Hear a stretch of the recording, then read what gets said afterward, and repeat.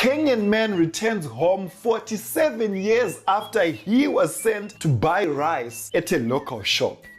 When he returned, he informed his family that he's happily married, he's got 3 children and 4 grandchildren. I guess the question in all our minds is, did he bring the rice?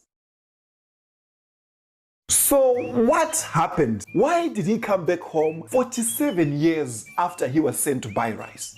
Well, I know exactly what happened. I mean, you know how women always cast you out if you don't find the specific thing that they sent you to get. I think he went to the shop, he couldn't find the specific rice, or maybe the shop moved the rice to another aisle. So this man had trauma, from past experiences. So he had to go on a scavenger hunt. He had to pass through pirates. He had to pass through war zones for 47 years. So all I'm trying to say is, women, please don't send a man to buy specific things at the shop. Do it yourself, or else we'll come back home with another wife and grandchildren.